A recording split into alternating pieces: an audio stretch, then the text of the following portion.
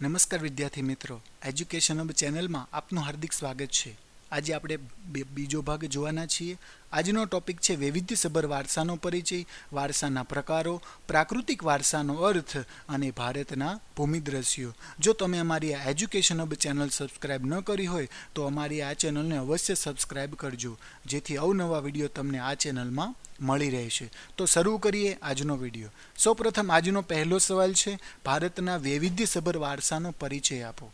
અને બીજી રીતે પણ તમને સવાલ પૂછાય કે ભારતની સંસ્કૃતિનો પરિચય આપો. તો મિત્રો, ચિત્ર પરથી જ તમે જોઈ શકો છો, આ ભારતની જે સંસ્કૃતિ છે ને, એમાં ઘણી બધી વિવિધતા જોવા મળે છે. એમાં અનેક એવા સ્થાપત્યો થયા, અનેક એવા તહેવારો ઉજવાય છે. હોળી જુઓ, નવરાત્રિ જુઓ, અનેક એવા ઉદ્યોગો છે, અનેક એવી નાટ્ય કલા, નૃત્ય કલા, સ્થાપત્ય કલા, એ બધી જ કલાની જો વાત કરીએ ને, તો આખા વિશ્વને જે નથી મળ્યું એ ભારતને મળ્યું છે. એટલો ભારતનો વારસો સમૃદ્ધ છે, ભવ્ય વારસો છે અને વિવિધતાવાળો વારસો છે. અને કહેવાય છે કે ભારતની સંસ્કૃતિને શાંતિ પ્રધાન સંસ્કૃતિ કીધી છે, સહિષ્ણુતાવાદી સંસ્કૃતિ કહી છે. અને એના દ્વારા એક અવશ્ય વાત કહેવાનું મન થાય કે ભારતે કોઈ પણ દિવસ સામે ચાલીને આક્રમણ કર્યું જ નથી. આજ સુધીનો ભારતનો ઇતિહાસ જોઈ લો કે ભારતે જે દેશ સાથે યુદ્ધ કર્યું તે સામે ચાલીને કોઈ દિવસ યુદ્ધ નથી કર્યું. જ્યારે કોઈ દેશ આપણા પર આક્રમણ કરે ને, ત્યારે આપણે આક્રમણ કરીએ છીએ. સામે ચાલી આપણે કોઈ પણ દેશ ઉપર આક્રમણ નથી કર્યું. એટલે કહેવાય છે ભારતની સંસ્કૃતિ એ તો શાંતિ પ્રધાન છે, એ સહિષ્ણુતાવાદી સંસ્કૃતિ છે. અને એમાં સચ, ચિત્ત અને આનંદની અનુભૂતિ કરાવે છે. એટલે કે સચ્ચિદાનંદની અનુભૂતિ કરાવે છે. અને આ ભારતની સંસ્કૃતિના ભાતીગળ વારસાની સંસ્કૃતિથી આકર્ષાઈને અનેક વિદેશની પ્રજાઓ ભારતમાં આવી હતી વેપાર કરવા માટે, અને બધી જ પ્રજા ભારતમાં સ્થાયી થઈ ગઈ. અને કહેવાય છે બધી જ પ્રજા અલગ અલગ સંસ્કૃતિ લઈને ભારતમાં આવી, અને બધી જ સંસ્કૃતિના લોકોને ભારતે અપનાવ્યા. અને એ ભારતની એક નવી સંસ્કૃતિનું સર્જન કર્યું. અને એ સંસ્કૃતિથી ભારત ખૂબ વિશાળ અને ખૂબ સમૃદ્ધ બન્યું. અને આ ભારતની સંસ્કૃતિમાં એક મહત્વનો પોઈન્ટ હોય તો એ તો અહિંસા. એ વિશ્વ શાંતિના મૂલ્યોમાં અહિંસાનું તત્વ એ ભારતનો મુખ્ય મુદ્દો છે. આખા વિશ્વભરમાં આજે પ્રશંસનીય છે કે ક્યારેય પણ જીવ પ્રાણી માત્રની હિંસા ન કરવી એ ભારતની સંસ્કૃતિનું લક્ષણ છે. જો સિંધુ ખીણની સંસ્કૃતિના સર્જકોથી શરૂ કરીએ અને આજ દિન સુધીના લોકોએ જે ભારતને પોતાની આવડત, બુદ્ધિશક્તિ, કલા કૌશલ્ય એ બધું જ ભારતને આપ્યું, અને આ ભારતનો વારસાને સમૃદ્ધ બનાવ્યું છે. સિંધુ ખીણની સંસ્કૃતિમાં હડપ્પા, લોથલ એ ઘણા બધા આપણને પ્રાચીન નગરો ભારતમાંથી મળી આવ્યા છે. જો ત્યારથી આજ દિન સુધીની વાત કરીએ તો કહેવાય છે કે ભારતને સમૃદ્ધ કલા કૌશલ્ય, આવડત, બુદ્ધિશક્તિ બધી જ વસ્તુ ભારતને વારસામાં મળી છે.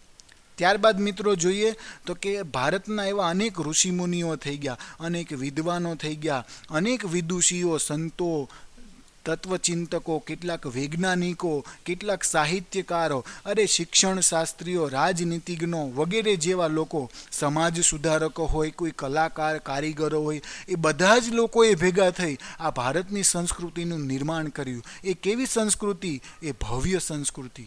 અને કહેવાય છે આ ભારતનું જે દેહપિંડ છે, આ ભારતની જે સંસ્કૃતિને રચવાનો જો કોઈ મહત્વનો ફાળો હોય ને મિત્રો, તો આ બધા જ લોકોનો છે.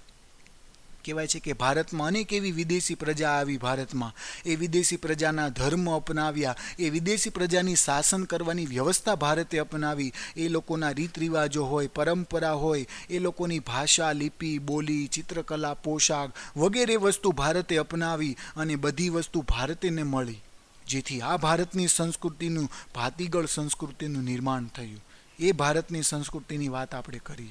આમાંથી તમને ઘણા બધા નાના સવાલ પૂછાઈ શકે કે ભારતને કેવો દેશ કહેવામાં આવ્યો છે? તો કે શાંતિ પ્રધાન અને સહિષ્ણુતાવાદી વાળો દેશ કહેવામાં આવ્યો છે. ભારત દેશ આપણને કઈ અનુભૂતિ કરાવે છે? તો કે સચ, ચિત્ત અને આનંદની અનુભૂતિ કરાવે છે. આવા ઘણા બધા સવાલ તમને પૂછાય. ત્યારબાદ આપણે જોઈએ તો કે ભારતની સંસ્કૃતિના દેહપિંડ રચવામાં કોણે મહત્વનો ફાળો આપ્યો છે? તો ઋષિમુનિ, વિદ્વાનો, તત્વચિંતકો વગેરે વિશે આવે. ભારતમાંથી આકર્ષાઈને કઈ પ્રજાઓ ભારતમાં આવે ને એનું શું આપણે સ્વીકાર્યું, તો આ બધી જ વસ્તુ આવશે. ત્યારબાદ જોઈએ તો કે વારસો એટલે શું? અને ભારતના એ ભવ્ય વારસાના બે પ્રકાર છે. એ બે પ્રકાર જણાવો. તો સૌપ્રથમ કહેવાય કે સંસ્કૃતિની અનેકવિધ એવી બાબતો એક પેઢી પોતાની અનુગામી પેઢીને આપે છે. અને તે પેઢી પોતે એમાં શીખેલ મેળવેલ વગેરે બાબતોનો ઉમેરો કરે છે અને વળી એ પોતાની અનુગામી પેઢીને આપે છે. એમ પેઢી દર પેઢી જે કાંઈ આપણને મળે છે એને વારસો કહેવામાં આવે છે. એક સિમ્પલ ઉદાહરણ દ્વારા આપણે સમજીએ. આપણા પિતાજી તરફથી આપણને 100 વીઘા જમીન મળે છે. કેટલી? 100 વીઘા. એટલે એક પેઢી પોતાની અનુગામી પેઢીને 100 વીઘા જમીન આપે છે. પછી આપણે એ 100 વીઘા જમીનમાં ઘણી જમીન ઉમેરીએ છીએ, એ ઘણી જમીનનું રિનોવેશન કરીએ છીએ, એમાં ખેતી કરવાની પદ્ધતિઓ બદલીએ છીએ અને 100માંથી આપણે 150 વીઘા જમીન કરીએ છીએ. તો એનો મતલબ શું થયો કે એક પેઢી પોતે શીખેલ મેળવેલ બાબતોનો ઉમેરો કરે છે. આપણે 100 વીઘા જમીનમાં બીજી 100 વીઘા ઉમેરી અને પછી આપણે જે 200 વીઘા જમીન થઈ આપણી પાસે એ આપણે આપણા છોકરાઓને આપશું. એટલે એ અનુગામી પેઢીને બધું આપશે. એટલે પેઢી દર પેઢી જે કાંઈ આપણને મળે છે ને મિત્રો, એને વારસો કહેવાય. આપણને આપણા પૂર્વજો તરફથી, આપણા બાપ દાદા તરફથી આપણને જે મળ્યું એ આપણા બાપ દાદાએ આપણને આપ્યું, આપણે આપણા છોકરાને આપશું, એ એના છોકરાને આપશે. એમ પેઢી દર પેઢી જે કાંઈ ચાલ્યા રાખશે ને મિત્રો, એને વારસો કહેવાય. અને આ વારસાના 2 પ્રકાર છે. એક પ્રાકૃતિક વારસો અને બીજો છે સાંસ્કૃતિક વારસો.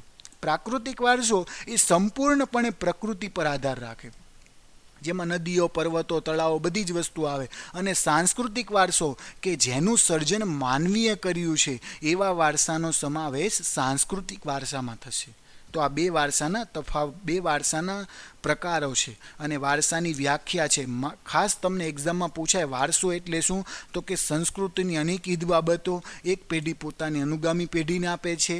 તે પેઢી પોતે શીખેલ મેળવેલ બાબતોનો ઉમેરો કરે છે અને વળી એ પેઢી પોતાની અનુગામી પેઢીને આપે છે. એમ પેઢી દર પેઢી જે કાંઈ આપણને મળે છે એને મિત્રો શું કહેવાય? વારસો કહેવાય. અને આ વારસાના કેટલા પ્રકાર હતા? 2, પ્રાકૃતિક અને સાંસ્કૃતિક. ત્યાર પછીનો સવાલ છે કે પ્રાકૃતિક વારસાનો અર્થ સમજાવો. અને એ પ્રાકૃતિક વારસામાં કઈ બાબતોનો સમાવેશ થાય છે? તો જોઈએ, પ્રાકૃતિક વારસાનો અર્થ જોઈએ તો પ્રાકૃતિક વારસો એટલે શું કે પ્રકૃતિ, પર્યાવરણ અને માનવ જીવન. પ્રકૃતિ, પર્યાવરણ અને માનવ જીવન આ ત્રણેય વચ્ચેના સંબંધોનું જે પરિણામ એને કહેવાય પ્રાકૃતિક વારસો. પ્રકૃતિ, પર્યાવરણ અને માનવ જીવન વચ્ચેના અત્યંત નજીકના સંબંધોનું જે પરિણામ છે એને શું કહેવાય? પ્રાકૃતિક વારસો.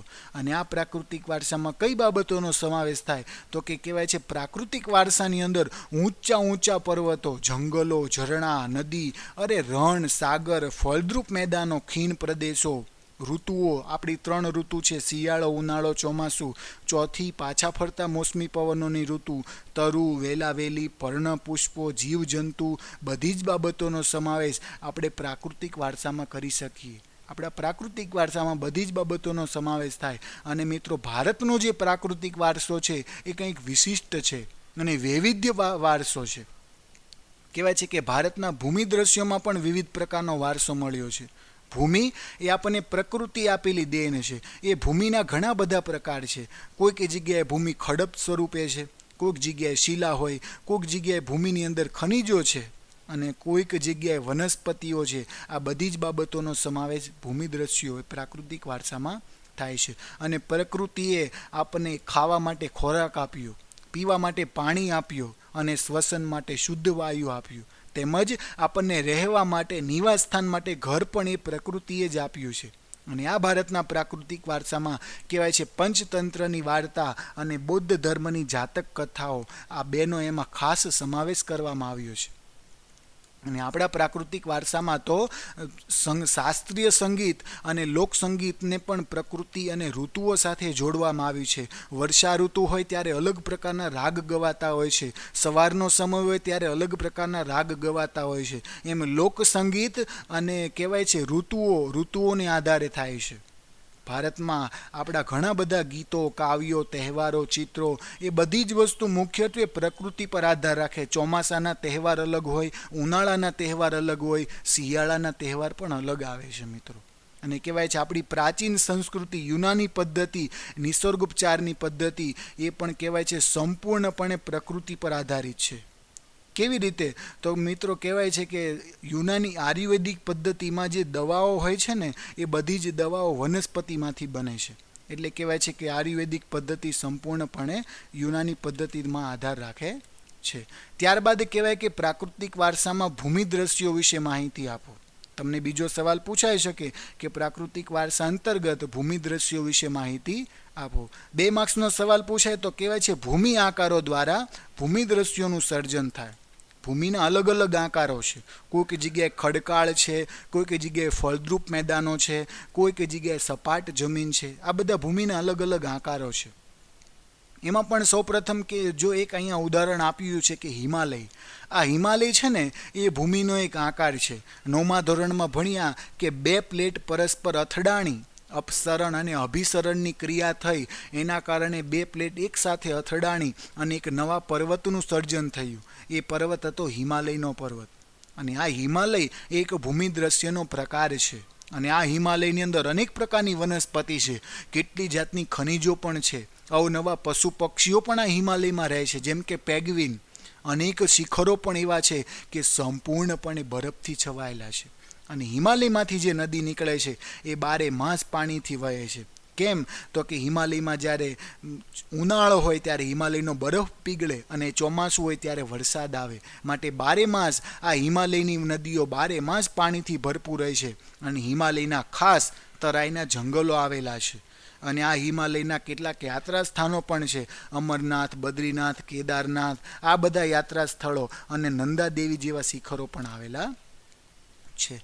તમને પૂછાઈ શકે કારણ આપો. ભારત માટે હિમાલયનું મહત્વ ઘણું છે, તો તમારે આ જ બધા પોઈન્ટ્સ લખવાના છે. અને આજના સવાલ જોઈએ તો ભૂમિ દ્રશ્યો વિશે માહિતી, પ્રાકૃતિક વારસાનો અર્થ, તેમાં સમાવેશ થતી બાબતો, આવા ઘણા બધા સવાલ વિશે આજે ચર્ચા કરી. ક્રિષ્ના ક્લાસીસ પરિવાર તરફથી આવા અવનવા વિડીયો રજૂ કરવામાં આવે છે. જો તમે અમારી ક્લાસીસમાં એડમિશન લેવા માગો છો તો ક્રિષ્ના ક્લાસીસ પરિવારના સંચાલક શ્રીનો ફોન નંબર છે, તેના પર ફોન કરી તમે એડમિશન મેળવી શકો છો. જો તમે અમારા વોટ્સઅપ ગ્રુપમાં જોઈન થવા માંગતા હોય તો 9328505944 આ નંબર ઉપર તમે ફોન કરી તમે તમારું નામ અને તમારી શાળાનું નામ મોકલી શકો છો, જેથી અમારા બધા જ વિડીયોની લિંક આપણને આપણા વોટ્સઅપમાં મળી રહેશે. અને જો તમે અમારી આ એજ્યુકેશન હબ ચેનલ સબસ્ક્રાઈબ ન કરી હોય તો અમારી આ ચેનલને અવશ્ય સબસ્ક્રાઈબ કરજો, જેથી બધા જ વિડીયોની લિંક તમને મળી રહેશે. Thank you.